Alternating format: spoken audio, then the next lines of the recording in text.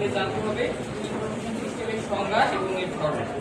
তো ইনফরমেশন সিস্টেমের সংজ্ঞা পিটার নর্টন দিয়েছেন, information system is a mechanism that helps to people collect, store, organize and use information.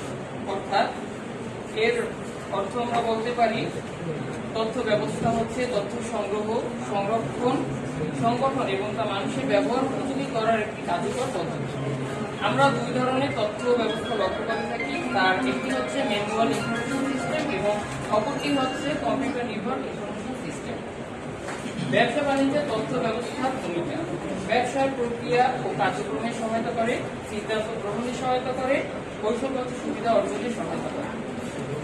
সংগঠনে কেন তথ্য ব্যবস্থা প্রয়োজন, এটা কিন্তু আমাদের অনেকেরই প্রশ্ন হতে পারে। তো সংগঠনে তথ্য ব্যবস্থার প্রয়োজনীয়তার কারণ হচ্ছে বৈশ্বিক চ্যালেঞ্জ মোকাবিলা, বাজার সুযোগ গ্রহণ, সমন্বয় সাধন, কার্যদক্ষতা বৃদ্ধি, পণ্য ও সেবার মান বৃদ্ধি ইত্যাদি কাজের জন্য সংগঠনে তথ্য ব্যবস্থার প্রয়োজন। তথ্য ব্যবস্থার প্রকারভেদ, তথ্য ব্যবস্থাকে আমরা মূলত দুই ভাগে ভাগ করতে পারি। এর একটি হচ্ছে অপারেশন সাপোর্ট সিস্টেম এবং অপরটি হচ্ছে ম্যানেজমেন্ট সাপোর্ট সিস্টেম।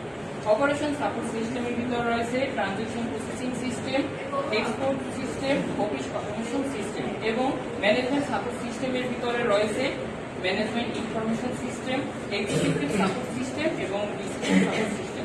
ধন্যবাদ আমার বক্তব্য ধৈর্য সহকারে শোনার জন্য। আমি পরবর্তী আলোচনার জন্য ডেকে নিচ্ছি আমার পরবর্তী টিমমেট নাইমুর রহমান মাসুদ।